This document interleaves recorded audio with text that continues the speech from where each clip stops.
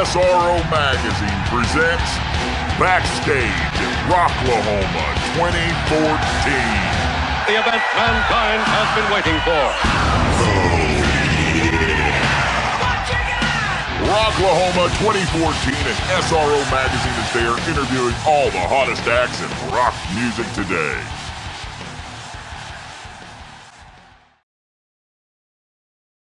We're live backstage at Rocklahoma 2014, and we've got Joe from Theory of a Deadman, one of my personal favorites. How you doing, brother? Yeah, I'm doing great, man. Doing fantastic. Excellent. They rolled in. They're going to be just tearing it up today.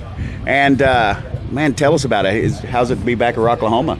Oh, it's great. Especially this year, we've been getting all the info for the weekend, and everybody's saying how nuts it's been this weekend. It's the biggest crowd they've ever seen. It's huge.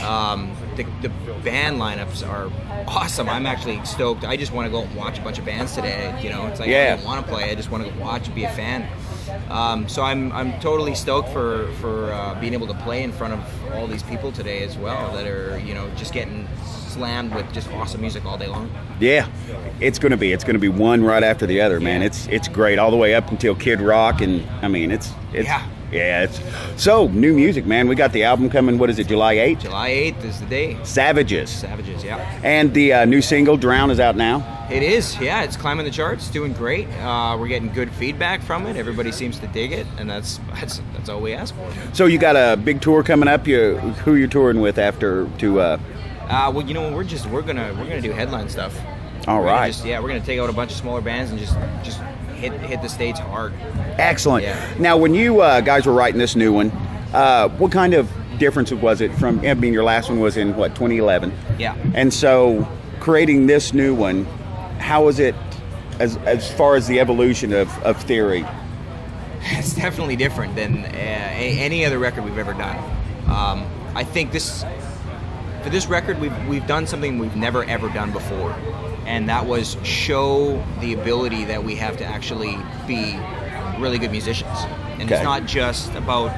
I mean, it is important that our songs are well written, and people, lyrically, people can still, understand and feel what we go through every day.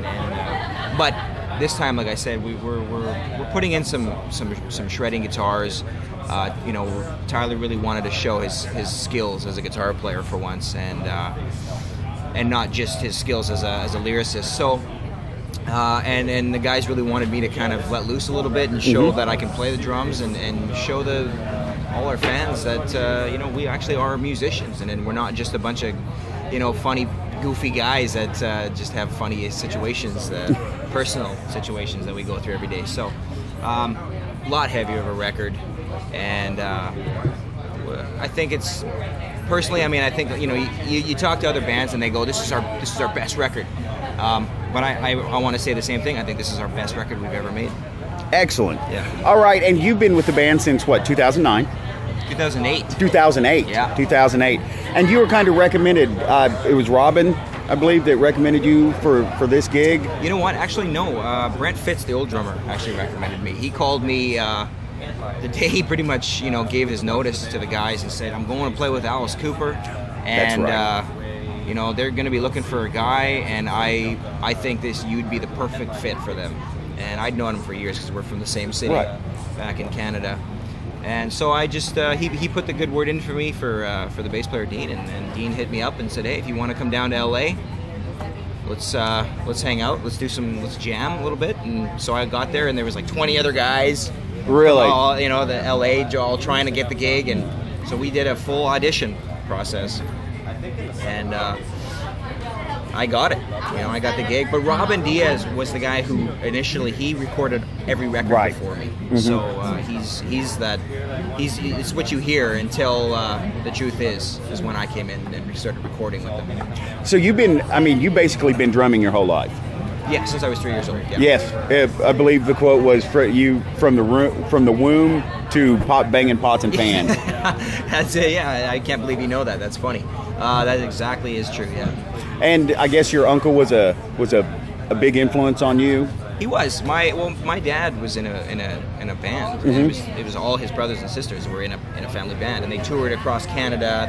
They did some great stuff. So I kind of just grew up, just been thrown right into the band scene, and growing up, watching music. And my uncle, he kind of taught me a few things here and there, and I just pretty much picked up the rest on my own, and here I am today.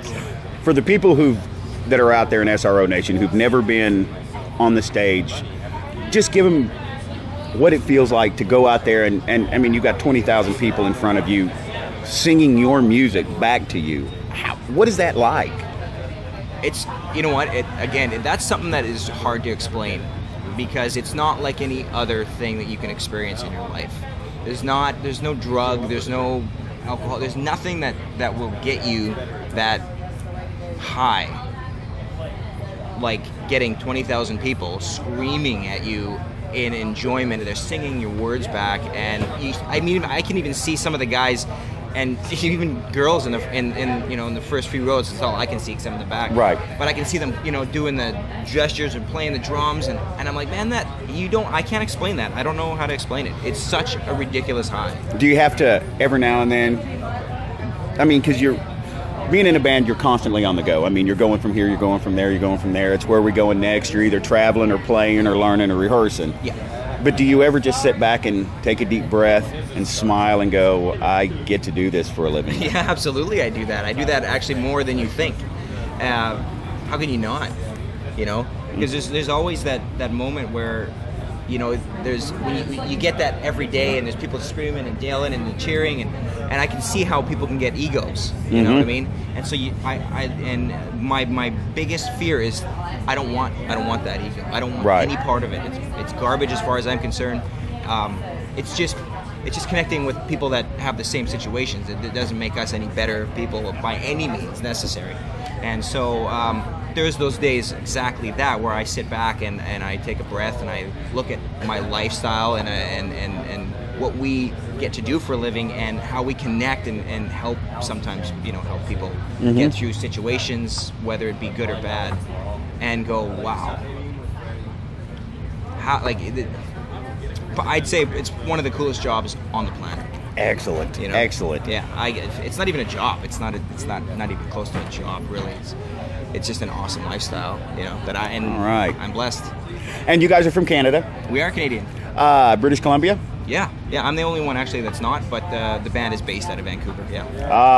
And I had to ask that because it's absolutely one of my favorite places on the face of the earth. Sitting at the boathouse in Vancouver, sitting on the inlet and being able to look up at Whistler. Right. And it was one of the times when I got to go up to Canada. I just thought it was so anybody from Canada or the beach, I always relate my little stories to it. Man, Vancouver's unbelievable. It's a beautiful place. It's probably one of the most expensive cities in the world to live. But as I've now recently found out, it has been ranked as one of the most beautiful places to live. And everybody's nice. They're nice. Everyone is nice. The funny thing is even though it's Canadian, it's such a cultural pot of just everything. It's crazy how many different race of people that live there, but everybody seems to just work so natural there, and everybody's so pleasant. And the food is incredible because you have those pockets of so many styles of food. It's ridiculous. It's so well kept. It's actually a rainforest. I don't know if there's some people that didn't know that, but it's actually noted as a rainforest. And so it's with the different cultural aspects, the beautiful landscapes, the ocean right there, and then you have the mountains. It's just like what else? What else do you need? I mean, it's got everything. It absolutely has everything. So it's awesome to be a part of that scene and growing up and meeting these guys and spending a lot of time in Vancouver has been amazing for me as a non-Vancouverite. But I've got all the stories coming from them and what it was like to grow up in Vancouver for them. So it's been pretty amazing growing up, hearing the stories when they were growing up, starting the band Theory of a Deadman, and just they're just the whole rise of what Theory of a Deadman is and where it came from. one of my favorite bands. I mean, from Bad Girlfriend, I guess was the first song I've heard of you guys, and I've been a fan ever since. Love you, man. Yeah. Oh, love your music. Can't wait to hear the new one. And that the album is Savages. It drops July 8th. The new single, Drown, is out now. Make sure you go to iTunes and go find Theory of a Deadman online. All you got to do is put Theory of a Deadman. They're going to send you to all the places, Facebook, Twitter, YouTube, the whole bit. This is Joe, Theory of a Deadman. I am Ferg, backstage live, Rocklahoma 2014. Thank you very much, sir. Thank you. All right, SRO. For more information on Rocklahoma 2014 and for all your music and entertainment news, you know where to go. Go to SRO. That's SROMagInc.com. SRO is sponsored by Kick-Ass Cables, PhDRadio.com, Robert's Guitar, TDLMusicGroup.com. The SRO audio and video was done by Carson Drive Studios and SROMagInc.com.